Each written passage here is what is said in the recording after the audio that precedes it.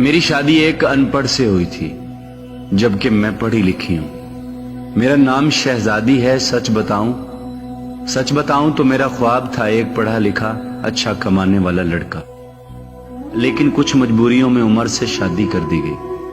मुझे उमर से बदबू आती थी, क्योंकि उमर का काम इतना अच्छा न था। खैर, मैं अल्लाह के सामने रोकर दुआ मांगती, या अल्लाह, या तो उमर को मार दे या फिर उससे जान छुड़वा दो मेरी किसी तरह। वो जाहिल सा, बोलने का भी पता नहीं था उसको।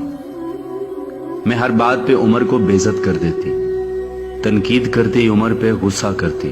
उमर मुझे प्यार से समझाता, कभी चुप हो जाता, कभी गुस्सा होकर घर से बाहर चला जाता। मैं एक बार झगड़कर अम्मी अब्बू के पास चली गई और जिद की कि बस तलाक लेनी है उमर से। अम्मी अब्बू ने बहुत समझाया कि बेटी, लड़का अच्छा है, ना करो ऐसा, बस बेचारा पढ़ा लिखा नहीं है। बाकी क्या कभी उसने तुम पे हाथ उठाया या कभी गाली दी हो, लेकिन मैं बस तलाक लेना चाहती थी।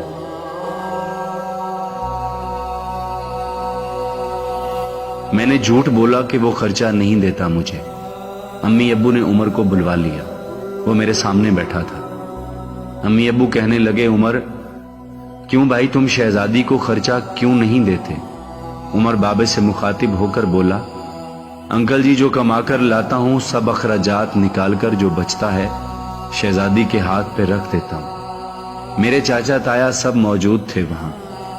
मैं बोली, मुझे 30,000 रुपए हर महीने चाहिए, बस इस शर्त पे ही जाऊंगी मैं उमर के साथ।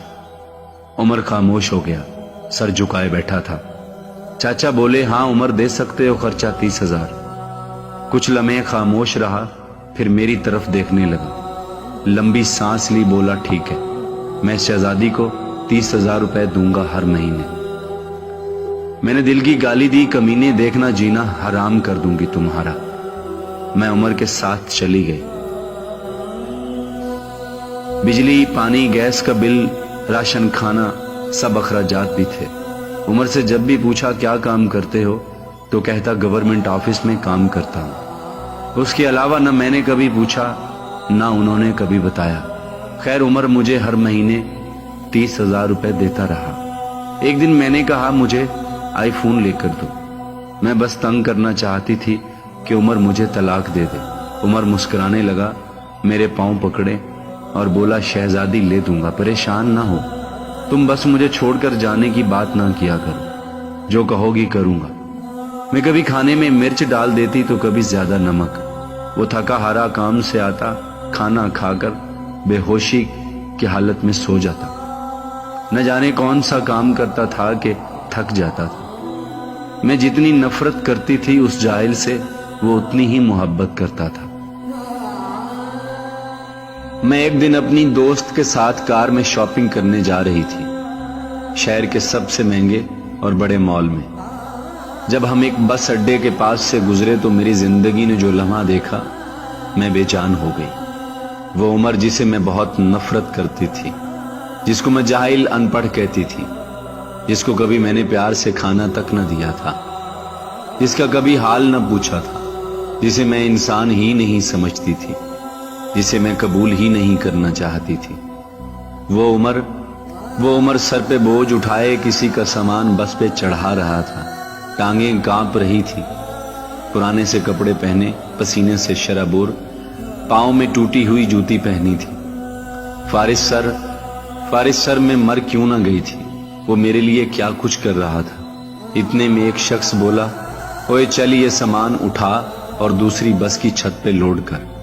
उमर को शायद भूख लगी थी, हाथ में रोटी पकड़ी, रोल किया हुआ, साथ रोटी खा रहा था और साथ सामान भी उठा रहा था। मैं कुर्बान जाऊं, मेरा उमर मेरे लिए किस दर्द से गुजर रहा था। मैं आंसू लिए देखती रही।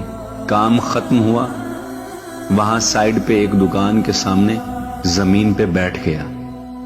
कितनी बेबसी, कितनी थकन थी उमर में। सारा दिन वहां दर्द सहना, रात को मेरी बातें सुनना।